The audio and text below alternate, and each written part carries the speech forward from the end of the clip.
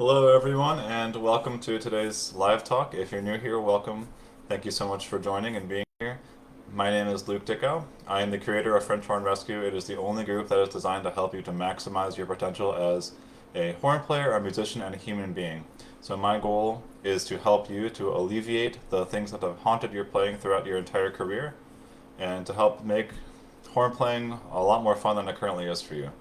And before we get started with the content, I just want to say the easiest way for you to say thank you to me is to help somebody or encourage somebody else to join this group. So if you reach out to 5 different people and ask them to join this group, please let me know. Send me an email at luke@frenchhornrescue.org. That's Luke at frenchhornrescue.org, and I will send you a bunch of free stuff. I'll send you the PDFs from all my previous talks, and I'll probably even send you a couple of other videos that will help you to skyrocket your playing and jumpstart some things that have been giving you trouble. And the second thing is, if you've been enjoying the content, please go over to the French Horn Rescue YouTube channel. It would really help me out if you subscribed and liked and commented on a video or two. And if you do that, same thing, just hit me up, send me an email, and let me know that you did that, and I will send you a bunch of free stuff. Alright, so without further ado, let's get into the content. So, let's talk about the low register. Everybody always wants to talk about the high register, and the low range is something that's really important too, especially for us modern players. And I always want to go through 3 different things that you're probably doing if your low range isn't where you want it to be. So the first is very common. I see this with my students a lot. Um, the instinct for a lot of us as we go lower is to want to stick out the lips and kind of pucker like this, make a little catfish face, and I stole that term from one of the players in the Toronto Symphony. And um, so if you do that, we're actually we're letting go too much of the structural integrity of the rest of the chops. And so what happens is I can show you what happens. You lose a lot of the power and the resonance in your sound when you come low like that and you stick out your lips. So I'll just start on a middle G and come down from there.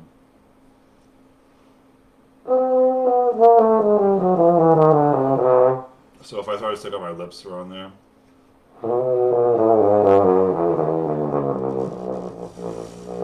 so yeah, I can get down there. That's fine enough, but you hear how the sound just really starts to get thin. I'm gonna have a really hard time playing forte if I do that. And so, what do we do instead? We want to keep the embouchure really as similar as possible to the current embouchure that we're using in the mid and upper register. And what I mean by that is, like I said, you want to keep everything in a more or less a funnel shape, so that air can funnel directly into the mouthpiece. And so if I were actually to play that same chromatic scale with my actual setup how I usually do it.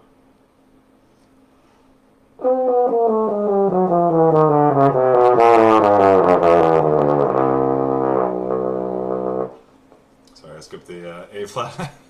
And but you'll notice that the sound was a lot more consistent, and I wasn't wanting to, or the sound wasn't wanting to escape and get really thin on me.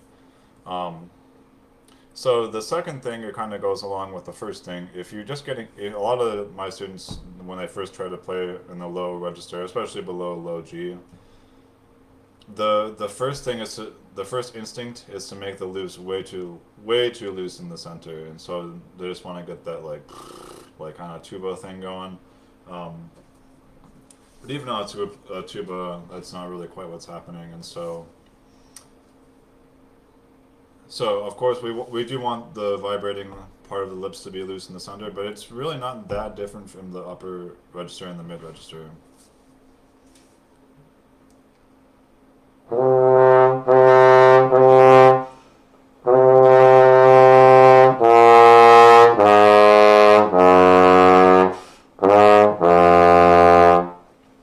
Yeah, my aperture is a little bit more open, but you'll notice again, I'm going to do the same thing from the side. Actually, I'm going to do that chromatic scale one more time. Um, what needs to happen is that the space inside of the mouth needs to get much wider as we go down. So I'll do like kinematics go one more time. You'll see that I'm going to be opening up my jaw a little bit on the way down.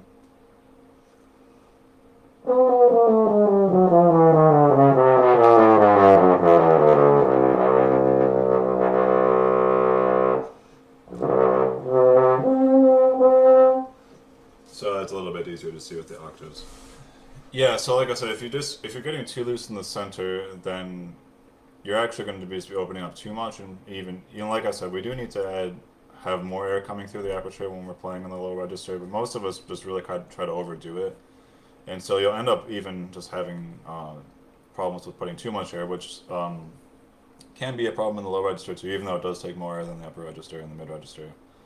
Um, and then the third thing is that, kind of going along with the last thing that I was just talking about, if you're struggling in the low range, you're probably letting go of this a little bit too much. You're probably letting go of the bigger structural muscles a little too much. And you might see some air pockets forming. You might see um, just letting go. And again, we still want to maintain that funnel shape. All we want to do is just maintain that shape as we're opening up the jaw and going down. If you missed the video I did on upper register, I talked a little bit about whistling, which I borrowed from Dave Cable's book, and I use in my own playing. That's just the basis I use for going up and down on the horn. And so if we whistle from a low note to a high note, again, I can't actually whistle, so that's the best you're going to get. But as we come back down, you'll notice that if you close your eyes and do it again, what happens? We need the tongue to come down like an elevator, and that's going to be done pretty much right in tandem with the jaw. So we're going to be opening the jaw, and the tongue is going to come down as we lower the jaw. So if you let go of the structural muscles too much, I'll do my best to demonstrate this again. So if you let go of this too much, you won't be able to get that power. So.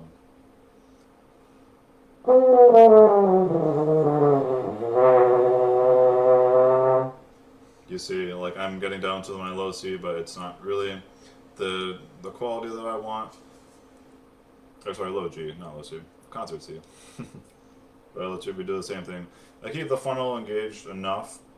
Again, you don't have to crank it as much as you're doing it in the mid, and especially the higher part of the upper register. But if we keep it engaged enough while lowering the jaw, then we can get the sound that we want.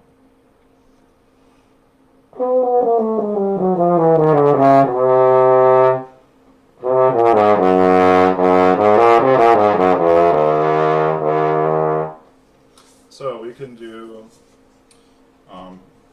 pretty much anything we want after that. So that's the third thing, and I'm actually going to give you guys a couple of bonus ideas. Another one I just got recently from one of my teachers, Annie Bosler. Shout out to Annie, and she's out there. And a lot of us, when we are utilizing that elevator that I talked about, so the tongue coming up and down in the mouth like this, a lot of us have a tendency to let the tongue flatten out like this. So if you just close your eyes and let your tongue be nice and relaxed, pay attention to the shape that the tongue naturally wants to be in the mouth. That should be the same shape that you're using for the upper register and the lower register. It's just the tongue moves up and down. So like I said, the tendency for a lot of us is to flatten out the tongue.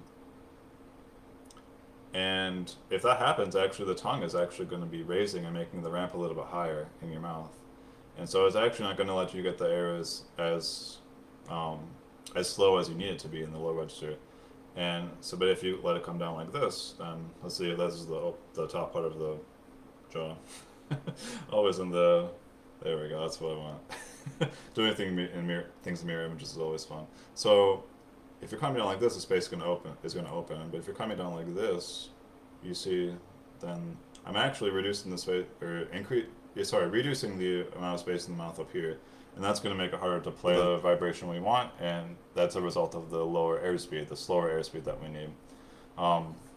So that's a particularly interesting one to pay attention to, especially when you're articulating.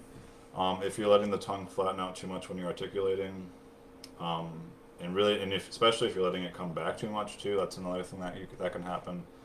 Um, that can actually mess with the amount of space you have in your mouth.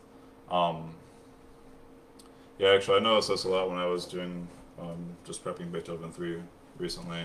Um, so I'll try and demonstrate it because I've been training myself not to. But if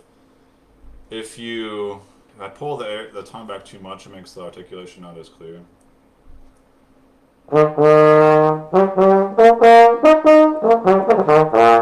Actually, that was okay.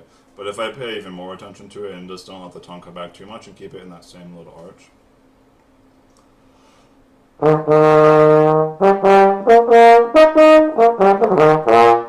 To me, the articulation has a little bit more bite on it now. Has a little bit more, um, just a little bit more brilliance on the beginning of the articulation. You can comment below if you agree or disagree with that. Um, so that's really the third, or I would say the fourth and fifth thing. So just making sure that we're not flattening out the tongue and making sure that we're not pulling it back too much after the initial articulation. And I actually have one more thing too. So the other thing is just not opening up the jaw enough. And for me, I find it best if I'm thinking about lowering and also protruding a little bit. I don't go into the bulldog thing. I know a lot of people have found success with this, and if it works for you, doing this sort of thing. I've known several players, including a couple of my teachers, who play in the low range that way. It doesn't work for me. I've tried it a bunch. I just find that keeping things relatively engaged here, protruding just a little bit as I come down, that works really the best for me. And so, like I said, if you're coming down and you're not opening up the jaw more, you're going to have issues because you just need to get more space in there again, because more space equals slower air equals the lower vibration. And so, um, yeah, that's pretty much it. So just to review the five things. Number one, if you're sticking out your lips like a catfish, something we want to avoid. Again, just make sure that we're keeping the muscles of the face still somewhat engaged as we come down, just not as engaged as we are in the upper register. Two, if you're getting too loose in the center, if we're trying to make the aperture too wide, and a lot of the time we're trying to control the air velocity too much here instead of inside with the oral cavity, that's another thing that's going to give you problems. Three, if you're letting go of these muscles too much, it kind of goes hand in hand with number one. But if you're letting go of the structural muscles of the face too much as you're coming down, it's not going to give you the right compression that you need to play loud, especially. And if you're not opening up the jaw enough, that's another thing that's going to give you issues. And then once again, making sure that the tongue is not flattening out as we're lowering it, making sure it's staying in the same general shape that you are using when you are in the mid and upper register, and the natural tongue arch that you use to play. And making sure also that when you are articulating that the tongue is not coming back too much. We want to keep the tongue motion to a minimum, and that's going to help you to get a clearer beginning to each of your notes. Hey everyone, thank you so much for watching this video. If you enjoyed the content, please like and subscribe and make sure to turn notifications on for more videos like this one. If you want to hear me go even more in depth on the things that helped me to turn my playing around, there's a link to a free masterclass in the link below. In this masterclass, I give away 3 secrets for free that help me to take my playing to the next level and have helped dozens of my students to do the same. It'll only be up for a limited time though, so make sure to catch it while you still can. Until next time, thank you so much for watching. Luke Tico, our French Horn Rescue, signing off.